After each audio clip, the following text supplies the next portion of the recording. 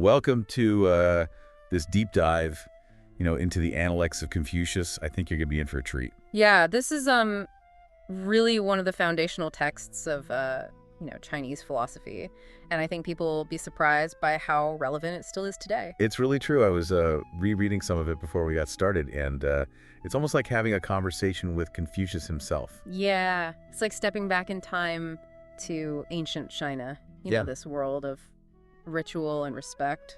It's a very different world from our own, but there's so much we can learn from it. So where should we start?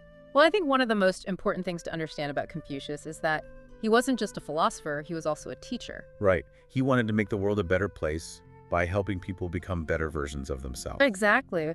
And that's why he placed so much emphasis on learning and self-cultivation. Yeah.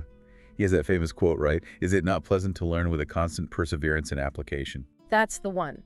And it really captures the essence of his teaching. Learning wasn't just about acquiring knowledge for Confucius, it was about transforming yourself. It's about becoming a more virtuous person, someone who can contribute to a more harmonious society. Precisely. And he wasn't just talking about book learning either. Right. He believed in learning from experience, from observing the world around you, from interacting with others. Exactly. And it was a lifelong process. You never stop learning, you never stop growing. That's a powerful idea. But it also makes you think about our own approach to education today. Are we really encouraging students to become lifelong learners? That's a good question. I mean, we focus so much on grades and standardized tests. Sometimes it feels like we've lost sight of the bigger picture. The bigger picture of developing well-rounded individuals who are capable of thinking critically and solving problems and contributing to society. Exactly. And that's where I think Confucius's ideas can still be so relevant today. He reminds us that education isn't just about filling our heads with facts. It's about shaping our character, developing our moral compass, and preparing us to live meaningful lives. Oh, I completely agree. It's about becoming the best versions of ourselves. Yeah. And speaking of becoming the best versions of ourselves, Confucius had a lot to say about the importance of family. Right. Filial piety, respect for parents and ancestors.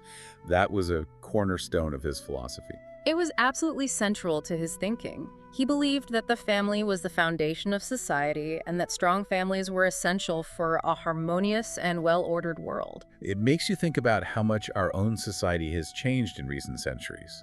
The family unit isn't always as central as it once was. That's true. But I think the underlying principle of filial piety is still relevant. It's about recognizing the importance of those who came before us, honoring their contributions, and learning from their wisdom. And it's not just about our biological families either.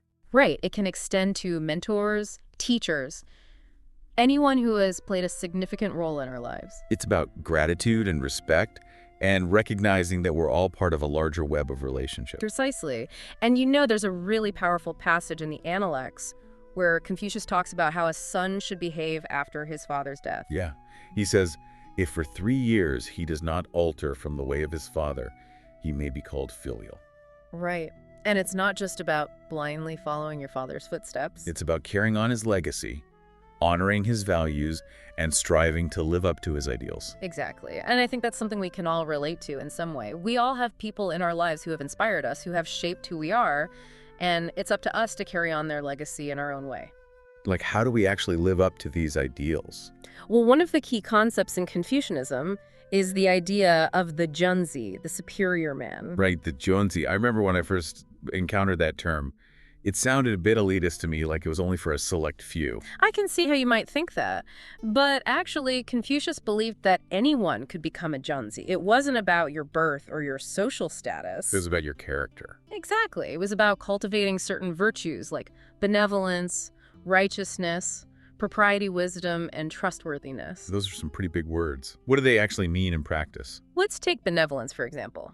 Confucius often talked about ren, which is often translated as benevolence or humaneness. It's about having a deep compassion for others, a genuine concern for their well-being. It's about putting others' needs before your own. In a way, yes, but it's not about being a doormat. It's about recognizing the inherent worth and dignity of every human being and treating them accordingly. So it's about respect and empathy. Exactly.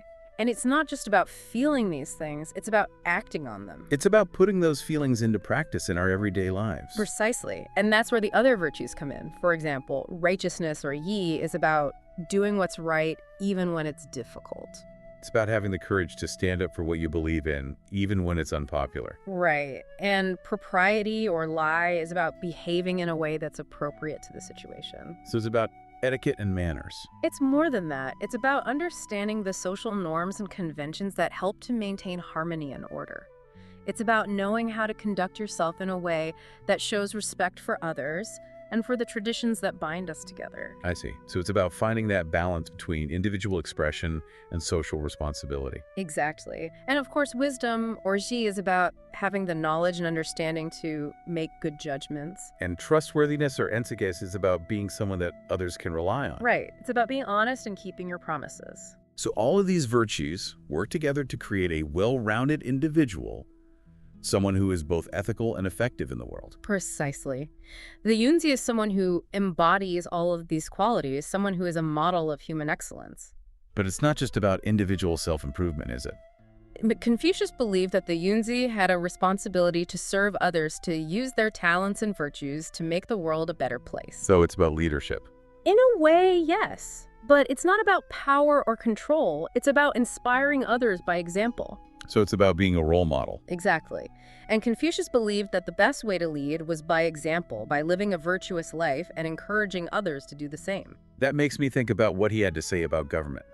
He believed that a righteous ruler could transform society by inspiring virtue in the people. Right. He said, advance the upright and set aside the crooked, then the people will submit. So it's not about forcing people to obey, but about creating a culture where virtue is valued and rewarded. Precisely. And it starts at the top. If the ruler is virtuous, then the people will be inspired to follow his example. But what about today? Our political systems are so different from what Confucius was used to.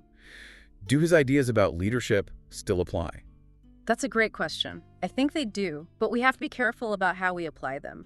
We can't just transplant ancient ideas into a modern context without considering the differences. So it's about finding the underlying principles and adapting them to our own circumstances. Exactly. And I think one of the most important principles that we can take from Confucius is the idea that leadership is about service. It's about putting the needs of others before your own. Right. And it's not just about those in positions of authority. We can all be leaders in our own way, in our families, our communities, our workplaces. This is about taking responsibility for making the world a better place. Exactly. And that's something that I think we can all aspire to. No matter what our role in life, we can all strive to be more like the Junzi. We can all cultivate those virtues that Confucius valued so highly. I love that. And it reminds me of another aspect of Confucius's thought that I find really fascinating, the role of ritual in music and the arts. Yeah, those were really important to him. He saw them not just as forms of entertainment, but as ways to cultivate virtue and harmony. Right, like when he talks about the power of music to move the soul, to inspire feelings of awe and reverence. Exactly. He believed that music could help us to connect with something larger than ourselves, to transcend our everyday worries and concerns. And it wasn't just music. Confucius also placed a lot of emphasis on ritual, or lie. Right, like the proper way to conduct yourself in different social situations. Exactly. It was about creating a sense of order and harmony in our interactions with others. And it wasn't just about empty gestures either. There was a deeper meaning behind it all. Absolutely. Confucius believed that by practicing these rituals, we could cultivate virtue, make it a part of our everyday lives. Kind of like how a musician practices scales to develop their technique. I see. So it's about training ourselves to act in accordance with ethical principles, even in the smallest of things. Exactly. And that's why Confucius believed that ritual was so important for creating a harmonious society. When people know how to behave, when they treat each other with respect and consideration, then society as a whole functions more smoothly. That makes sense. Yeah. But it also makes you wonder how relevant these ideas are in our modern world, where things are so much more informal. That's a good point. We don't have the same kinds of rigid social hierarchies that existed in Confucius's time. And we value individuality and self-expression much more than they did back then. Right. So we can't just blindly apply Confucius's ideas about ritual to our own lives. We have to adapt them to our own circumstances. So it's about finding that balance again between tradition and modernity, between individual freedom and social responsibility. Exactly. And I think one of the ways we can do that is by thinking about the spirit of Li rather than the letter. So what do you mean by that? Well, instead of focusing on the specific rules and regulations, we can focus on the underlying principles of respect, consideration, and harmony. So it's about being mindful of how our actions affect others, even in the smallest of interactions. Exactly. And it's about creating a culture of respect and civility where people feel valued and appreciated. I like that.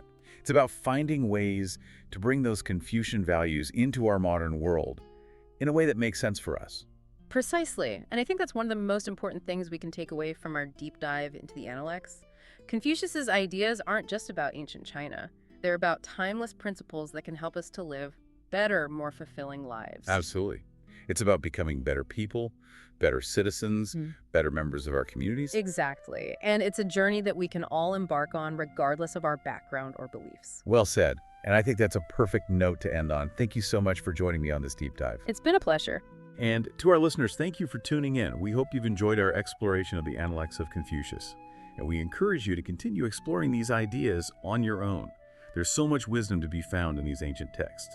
Until next time, keep seeking, keep learning, and keep diving deep.